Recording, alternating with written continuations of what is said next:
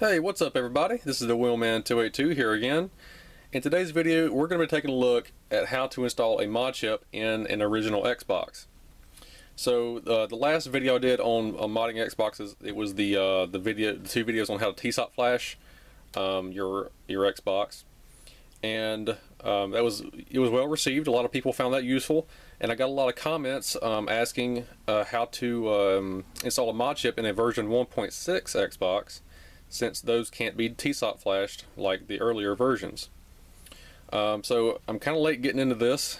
I finally got all the parts. I just picked up this Xbox maybe a week ago from a junk store, and I just got the mod chip in here. So yeah, well, that's what we're going to take a look at today. Overall, this is not very difficult. There is a fair amount of soldering involved, so if you're not too comfortable with soldering, either give this a pass or do some practicing first before you attempt this. But for the most part, you know, as long as you soldered before in the past and you kind of feel comfortable with it, you should be able to pull this off no problem. So anyway, let's talk about the mod chip here. So this is a very common mod chip, and the reason I chose this one is because if you wanted to mod your Xbox today with a mod chip, any Xbox for that matter, and you wanted to buy a chip, this is the one you would find. This is by far the most common chip today. So this particular chip, this is an Alladin XT Plus2, and this is actually a clone of an original Alladin chip. You can't, I don't want to say you can't, but it's a little bit difficult to find genuine Alladin chips now. So yeah, the clones are basically all you can find. Price-wise, these are very inexpensive. This costs about $10, and that's, you know, resale value.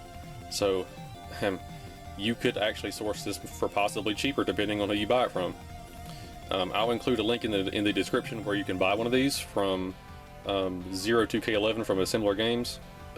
Amazing guy. He's very reliable, so I trust him with a lot of my modding supplies. But anyway, a little bit more about the chip.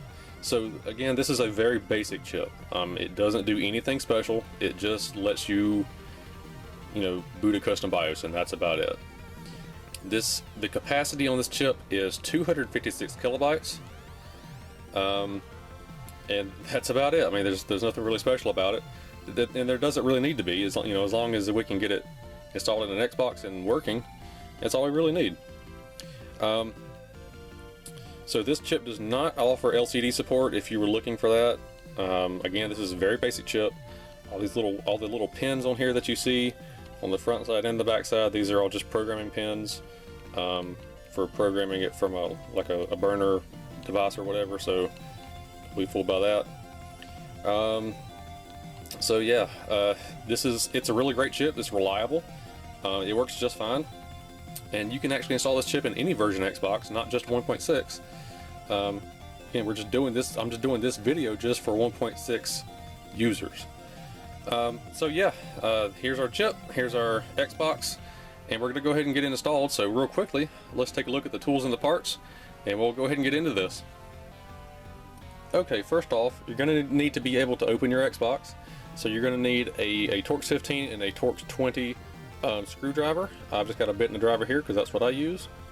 You are going to need some wire strippers and either a razor blade or a craft knife, whatever. It doesn't really matter as long as it's sharp and it can make precise cuts. You're going to need that. You're going to need a soldering iron and solder. Flux is an absolute must in this mod. If you don't have flux, don't attempt to do this. Otherwise, there is a high probability of failure. As far as parts go, you're going to need some very small gauge wire. So this is 30 gauge wire. This came off of Amazon. This spool. If you don't have really small gauge wire, use the wire out of like a scrap Ethernet cable. The conductor, the wires inside that are about 30 gauge. I think they're about 28 gauge, and it should work fine. You're going to need your mod chip, of course. Your mod chip should come with a pin header like this. If it does not, you can buy pin headers off of eBay, and you just snap this off to fit what you need. but more than likely it comes with a pin header. You're going to need some software. So first off, you're going to need a copy of HeXEn. This is HeXEn Shambles Edit. So we're going to be using the disk to either set up the hard drive, or we need the disk to set up the hard drive either way. So if your Xbox is soft modded, we need to use the disk to remove the soft mod and get the hard drive set up for a chipped install. Or if your Xbox is not modded at all, like it's completely stock, and we install the mod chip, we need the disk to set up the hard drive and get the modified files on it to run the chip. By the way, I forgot to mention this a second ago. You don't have to have a modded Xbox already to install a chip. It can be completely stock. This box here is completely stock, and we're going to install a mod chip in it. So don't think that you have to soft mod your Xbox first or anything. You don't have to. And we're also going to need one more thing. So this is just a flash drive. Really, this just represents you need a computer. So there's a piece of software on here called Flashbios. It is it's a program that runs only on the Xbox, and so basically we're going to take the program on here and copy it to the Xbox so we can run it. So you need a computer, or something like this. So the BIOS on the mod chip, I don't remember which version it is, but it's like Evolution X, something like that. For 1.6 version Xboxes, we need to flash the chip with a version 1.6 BIOS to make it run better. It'll run already, but there are some missing features, like in-game reset, and there's a few other things. So just to make the Xbox run a little bit better with the BIOS that we put on our chip, we're going to flash it with a BIOS that's customized for the version 1.6 Xbox. So basically that's it. There aren't a whole lot of tools required, but just remember, you do have to have flux, otherwise you run the risk of making some major mistakes. But other than that, that's about it. So let's go ahead and take this thing apart, and I'll show you what we need to do. Alright, so you need to go ahead and strip your Xbox down just to the motherboard. Go ahead and take the motherboard out like this. So what we're going to do is we're going to install the pin header onto the LPC port so that we can attach the mod chip. So we're just going to solder it in here on the LPC. But before we do that, we need to modify the pin header so that it will work with this chip on this version motherboard. So what that means is we have to take the pin header we have, and we need to remove some of the pins, because some of these pins are not used. So either take some needle nose pliers, or if your wire strippers has like a plier end on the front, you can use that. So we're going to take off the top left hand corner right here. We'll take this guy out. Just want to pull it out like that, so we don't need this pin. And then, as you can see, that's now empty. And then we're going to remove right above the very bottom row here. We'll remove those two pins right above the very bottom row, and then right above that it's going to be the left pin. So let me do that real quick, and I'll show you what I'm talking about. Okay, so when your pin header is done, it should look something like this. It should have two pins there on the bottom. Those three should be empty. You should have those pins there, and then this top one here in the corner should be empty as well. So this is what we're going to install into our Xbox. Okay, so zoomed in here to the LPC port so you can see a little bit better. So this is where we're going to install our pin header. So just for orientation or reference, here's the screw hole on the motherboard, and then here is our pin header right here. So when we install the pin header, as you can see, it doesn't take up the entire length of the entire port. It's a little bit short, but that's fine. That's how it's supposed to be. So basically, we're going to take our pin header, and we're going to start from the bottom and go up. So basically, we're filling up the entire bottom part of the LPC. and then towards the top part we have 4 empty holes there. So this is how it should look when you put it in the slot. And just as a reference, that empty pin is going to be towards the top of the port, and the 3 empty pins down here should be towards the bottom. So just to hold this thing in place while we solder it, I'm just going to take a piece of tape and just do that.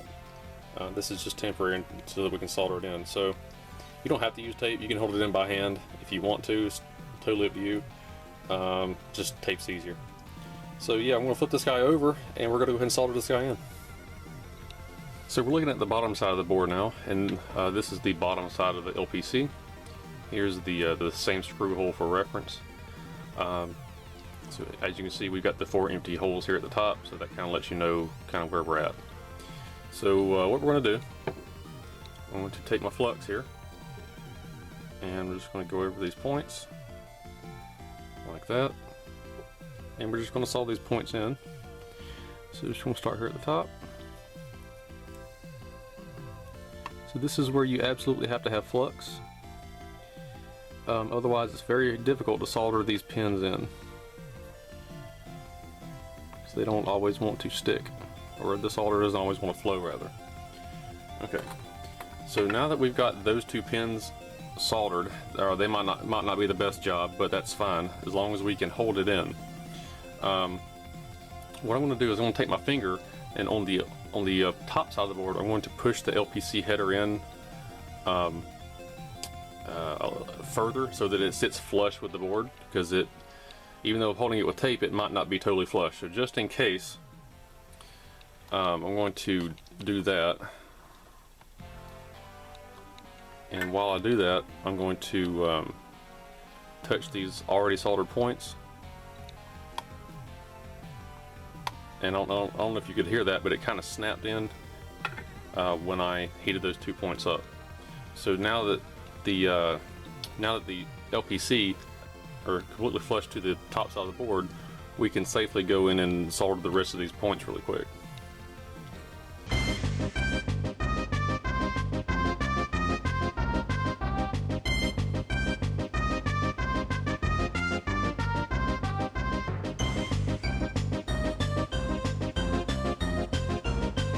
Okay, so that should be all right. As you can see, it's kind of difficult to solder these points in without flux, so it's very important that you use that. So real quickly, I'm going to inspect my work just to make sure that these are all good, and then we'll continue. Okay, so the next step, after you've got the LPC header soldered in, is we need to rebuild the LPC. So basically what that means is we need to take some of that 30 gauge wire we have, just like this, and we need to connect some points from the motherboard around the LPC header, and we need to connect it to the solder points that we made. The reason we have to do this is because when Microsoft designed this last version 1.6, they removed some of the signal lines that go from the points on the motherboard to the LPC header. It's to basically help prevent piracy and help prevent mod chips from working. So basically all we need to do is just take some wires and solder it from point A to point B on the header. It's very simple to do. It is a little bit tedious, only because some of the points on this board are very small. You just have to take your time and do it right. But otherwise it's not too difficult. There's a total of, I think, 5 wires to solder to the LPC. So what I'll do is I'll just put a schematic right here, and you can kind of see where we're going with this. We're basically going to connect, signal lines back to the LPC to make this work. I'm going to go ahead and get it all soldered up, and then I'll zoom in and show you what I've done to kind of give you a better idea. Okay, so I just finished up rebuilding the LPC. As you can see, I've taken some wires and I've just run them from point A to point B on the LPC port header pins, and that's basically all there is to it. Now, like I said, this is a little bit tedious, so I'm just going to kind of move this down so you can see. I want to get a close-up view for you guys. But as you can see, I've just taken those wires and I run them to the LPC pins. Now when you do this, it's very important that you keep these wires as short as possible. These are not just power wires, these are actual signal wires. So the longer the wire is, the more the signal degrades. So the objective here is to keep the wires as short as possible. If you look at the diagram, there's actually a wire that goes from here to here on this LPC port, so I just bridged it with a solder bridge there. I guess you could use a wire there, but there's no real point. So yeah, I just did that.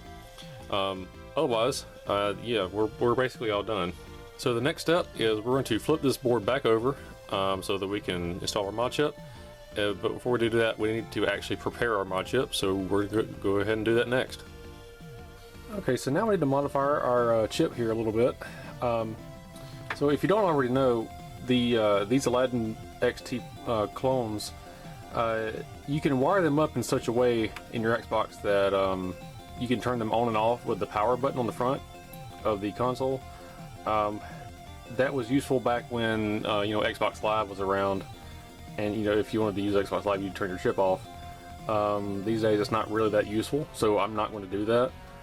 So what we're doing right here is we're basically going to modify the chip in such a way where it will always be turned on when you power on your Xbox. So you don't have to worry about holding the power button long or short to turn the chip on or off. It'll just always be on, it'll always work. So that's what we're going to do right now. So basically you'll need your chip and a little piece of wire here. I just kind of bent this so that it'll work, or it'll fit real quick. So what we're doing is we are going to connect this point right here labeled BT. This first little pad here, we're going to connect that to this corner solder joint right here on this LPC shaped slot. And so this is what the wire is going to do. We're basically just going to take the wire and it's going to kind of connect it like that. Again, this is just going to make the chip stay turned on all the time, so you don't have to worry about the whole power button thing. So I'm just going to take my wire here, and it's not bent very well. Hang on just a second. Here we go. So yeah, I'm going to take my wire, just going to kind of tack that down. It's not a perfect joint, but that's fine.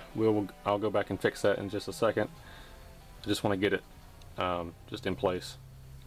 So then we'll take this other wire here, the other end of the wire, and to tack it down right there, and there you go.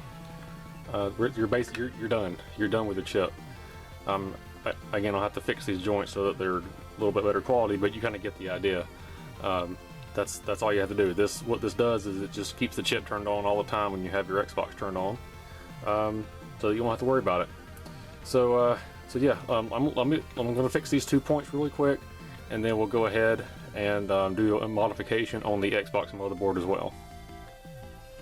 Okay, the last part of the hardware section, or the hardware part of this video that we need to do, is we need to cut a trace right here beside the I think it's the Cyclops chip.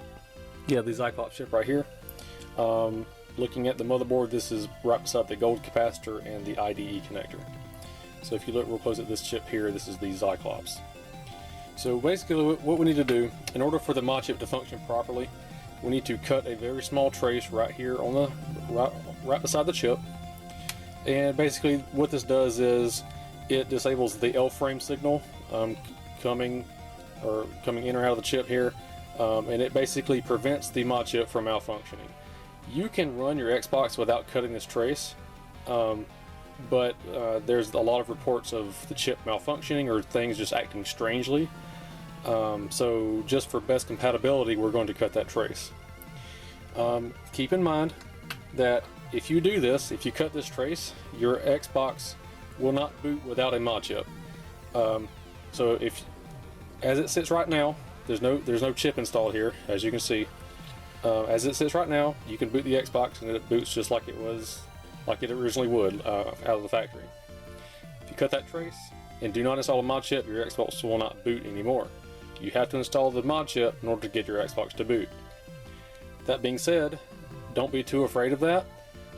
If you ever decide that you want to take the chip out of your Xbox, all you have to do is just bridge the connections between that trace, or bridge the two ends of that trace, and your Xbox will work fine again. I've done it before on my personal Xbox back in the past, so you know, I'm speaking from experience. Don't worry about it too much. Yeah, you can just bridge that trace and you'll be fine. But that's just a disclaimer. That's just something to keep in mind, just in case you decide to do this. So anyway, I'm going to zoom in here to the Cyclops chip real quick, and we'll take a look.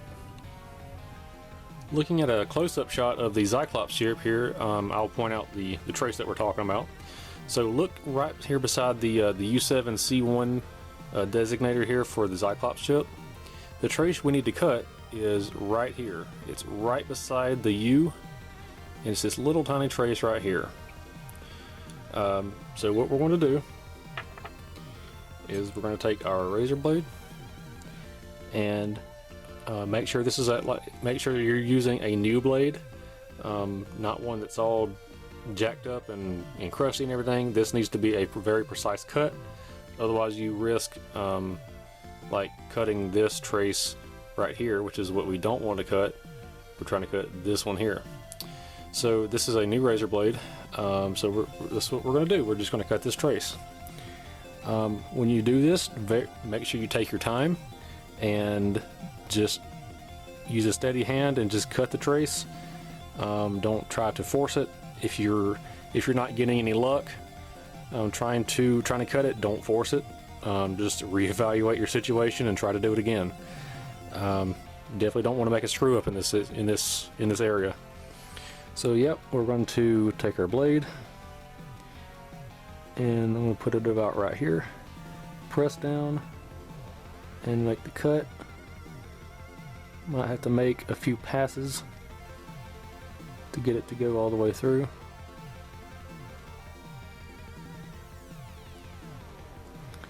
And that should do it right there. I'm just going to take a Q-tip and alcohol and clean up the area. There is a little bit of dust from cutting it. And it looks like it's a pretty clean cut. If you want to, you can take a multimeter and you can test continuity between these 2 points here on this trace. So if you measure and you're getting continuity, it means you didn't cut the trace fully and you need to go back and do it again. But yeah, I'll test that off camera. Anyway, you kind of get the idea. Just cut that trace right there, and then we can install the Modchip. Okay, I've got the motherboard reinstalled into the case here, so I'm just going to go ahead and plug the Modchip in. There's really nothing special to this. The only thing you really have to remember is that when you install the chip, the words go right side up or facing the front of the Xbox, so just remember that, I guess. It is possible to install it upside down, but I don't know what ill effects that would have, so I don't recommend doing that. But anyway, you just take your chip, words go right side up so you can read them, and it just plugs into the header like that. When you do install it, kind of look at the side where you're plugging it in, because it is possible to install it off center on the header, so just be careful.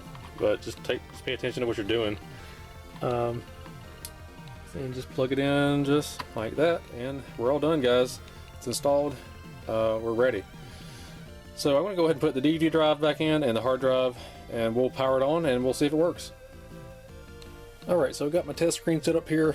I've got the Xbox kind of halfway put back together just in case magic smoke comes out. But I just want to show you what's going to happen on the screen here. You won't really see much because, again, this Xbox is not previously modded, so there's no custom dashboard or anything. You won't really see a whole lot of difference here, except for one thing. So I'm going to go ahead and show you. I'm just going to turn the Xbox on right here. And as you can see, we have the Evolution X logo up here at the top. I don't really like it, but that just lets me know it's working. And it should boot through the original Xbox dashboard, since again there's no modded files on this hard drive yet. So yeah, there you go. it seems to be working okay. I'm going to go and move to a bigger TV to show you guys the steps to take for preparing the hard drive and everything, and flashing the BIOS. This screen's a little bit too small, but yeah, if you power it on and you see the Evolution X logo up at the top, you know you're all set. So yeah, let's go ahead and install that software. Okay, so we're going to change gears here a little bit. What you need to do next is we need to download the Flashbios software for our Xbox.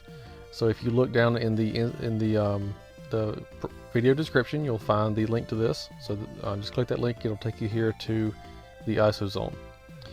So just go ahead and download this Flashbios software for the Xbox. You don't have to be a member of the ISO zone to do this. It's all public access, so just go ahead and download that. And as you can see here, I've already got it on my desktop here. So we're going to, what we're going to do, we're just going to open this up, and we're going to just extract this to our flash drive here. So this is my 8 gig flash drive, and I'm just going to let it copy over. Okay, and we're basically done here. So we just need a way to get the Flashbios software onto our Xbox. So in this situation, I'm using a flash drive just because it's a little bit more convenient for me. If you want to use FTP, you certainly can. That is totally up to you. Just need to get it on your Xbox somehow. So anyway, we're just going to go back over to the Xbox now. Okay, so I've got HeXEn booted up here on the Xbox. Just keep in mind, or just remember that you don't have to have a soft mod to run this. This Xbox just by itself is completely stock. There are no mods done to it other than we just installed a Modchip, and that's it. So just bear in mind, as long as the Modchip is working, you can boot any burn game or any recovery disk like HeXEn without any problems. So yeah, go ahead and boot up HeXEn on your Xbox. What we're going to do is we're going to go down here to number 8. It says Xbox Admin, and we're going to go to File Explorer.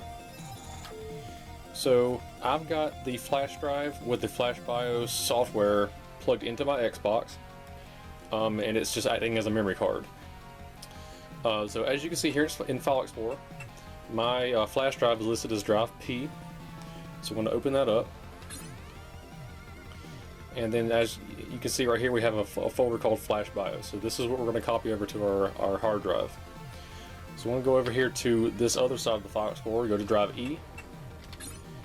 And as you can see, again, there's not much here. This is a completely stock hard drive.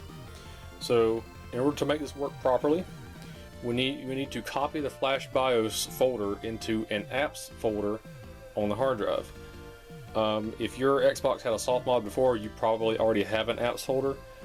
Again, this one doesn't because it's stock. So what I want to do, press the white button, and we're going to go new folder, and I'm just going to call it apps in all lowercase, so APPS, and then we're done. Okay, so go into the apps folder, and then we're going to go back over to our Flashbios folder on our flash drive, and press the white button, and we're going to go copy. So it's going to catalog all the files and folders that it's going to copy. And it's going to say, are you sure you want to copy that? So we're going to say okay, and then it's going to start the copy process. This takes roughly 2 or 3 minutes, depending on how fast you're or at what speed you're copying. I'm copying from a flash drive over USB 1.1, so it's kind of slow, so this takes 2 or 3 minutes. If you're doing maybe FTP, it probably goes faster. So yeah, just let it copy.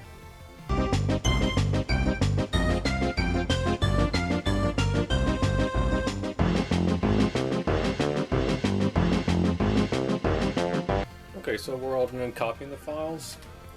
So we're going to go to the Flashbios folder on the hard drive, not the flash drive, if that's what you're using.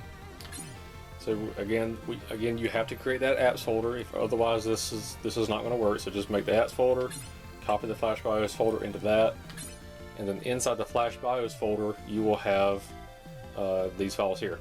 So you're going to go down to default.xbe, and you're going to run that from the hard drive. So just a side note, it is possible to flash this mod chip with HeXEn, or the built-in tools in HeXEn. However, if I'm not mistaken, HeXEn doesn't have the modified version of the Evolution X BIOS for 1.6 Xboxes. I could be wrong on that. If I am, correct me, but I'm pretty sure that's the case. So that's why we're using this program here, is because it does have that BIOS. So we're going to go down to option 3. It says Xbox mod chip version 1.6 to 1.6C. This, as you can see, this app is kind of in Spanish, so don't worry about it. It doesn't make a difference. It's just that the text is in Spanish. So basically, the green text here says, if you don't know your Xbox version, use the Xbox version to detect your application. We already know we're using a 1.6, and we already know we're using a mod chip that has a 256 kilobyte capacity. So we're going to choose option 3.1 that says 256 kilobyte BIOS. So select that one. The green warning here says if you make the wrong selection, it could break your mod chip, which is true. Probably not in this menu here, but it is possible. So we're going to go all the way down to the bottom where it says 3.1.4 Evox M8 Plus 16 F plus G mod. That's a mouthful. So basically, it's the Evolution X BIOS. It's the M8 Plus BIOS specifically. The 16 means it's for version 1.6 Xboxes. The F plus G means that this is going to use a BIOS version that enables the capability of using the F and G partitions on your Xbox hard drive if you want to set that up in the future. And then the mod just means the BIOS has been modified specifically to work on version 1.6. It's had a few tweaks made, like enabling in-game reset, things like that. In-game reset is something that we want because it's handy, so we want to use this last BIOS here. So you're going to select 3.1.4, and this warning basically translates to this BIOS is exclusive to versions 1.6A through 1.6C version Xboxes. If you make the wrong selection, it'll break your mod chip. So continue, we're going to go to yes. So this is the point of no return. When you select yes, it's going to erase your chip and flash it. So again, just make sure you got everything set up properly. If you're following this video, you're all set. So we're going to select yes. And then it's going to erase the chip, and then it's going to flash it. And once it's done flashing, it's going to turn your Xbox off. So when it turns off, we're just going to turn it back on.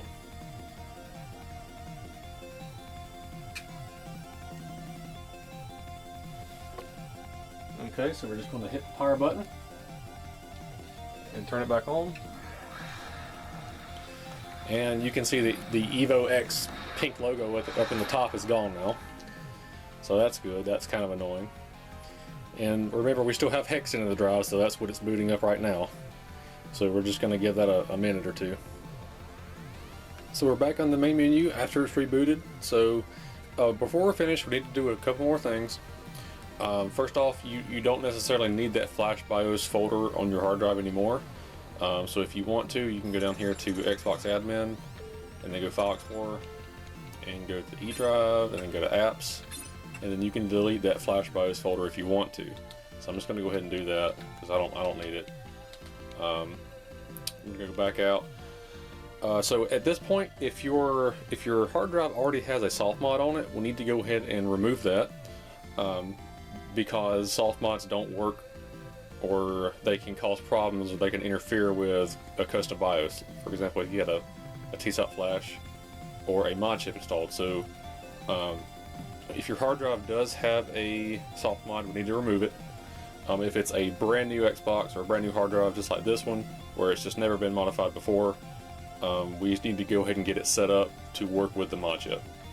So we're going to go to option number 3. It's the TSOP flash / chipped Xbox tool, so go ahead and open that up. And then we're going to go to chip / flashed Xbox disk upgrades. And then we're going to select option 3.5.2 clean C partition after TSOP flash. Now, that is exactly what it says. It reinstalls everything on the C partition to get you set up for a custom BIOS. In this situation, we didn't TSOP flash, but that's okay. The only thing this option does is it puts the necessary files on your hard drive in order to run a custom BIOS. So it's a little bit misleading in this particular situation, but don't worry about it. We're going to go ahead and run this. Password is AYBXStart. And then it's just going to say it's going to remove your soft mod, blah, blah, blah. We already know. So click yes. We know. And it's going to go ahead and do all that. It's going to copy a lot of files from the disk to the hard drive. So we're going to let that let that do its thing real quick.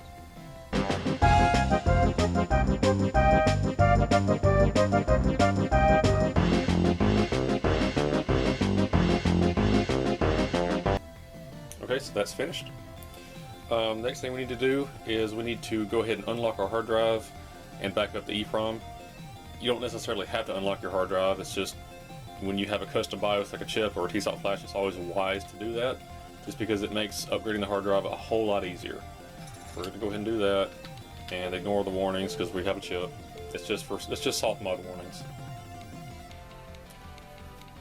Okay, then we'll go to unlock disk and just keep pressing A to go through all the prompts.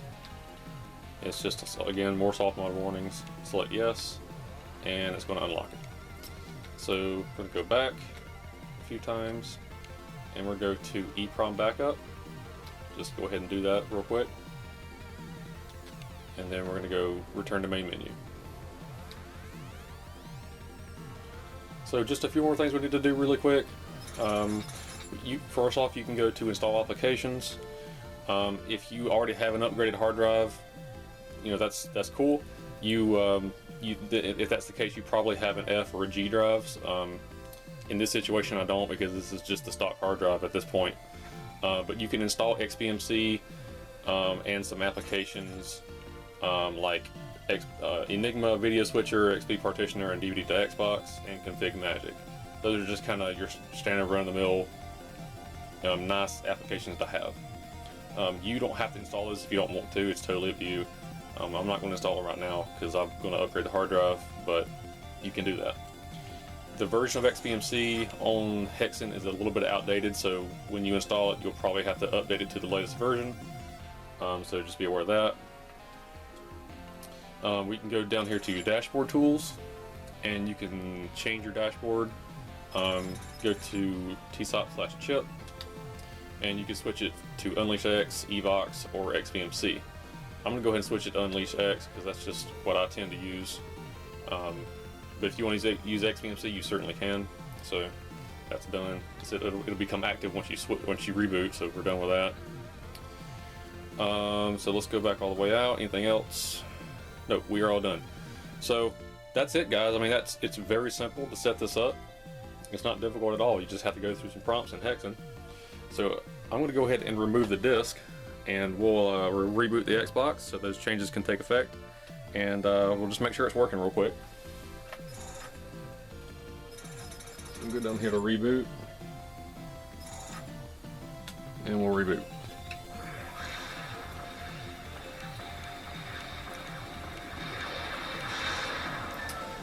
So you can see we no longer have the Evox logo up in the top. That was kind of annoying to me. And so this should boot into Unleash X. Yep, and there we go. We are all set. So yeah, that's it, guys. At this point, what you'll probably want to do is go into the Unleash X settings and make some changes, like change the temperature to Fahrenheit, and set the date and time, that kind of thing. But you kind of get the idea. At this point, guys, we are all done. It's completely done. You can install your games, install your emulators, anything you want to do. You are all set. Just as a side note, none of this removes any of your save games or any of your existing applications. Those all stay safe. So you don't have to worry about losing any of that kind of thing. So yeah, we're all finished up, guys. Appreciate you guys watching the video. I hope you enjoyed it. I hope you learned something. So in the meantime, take care.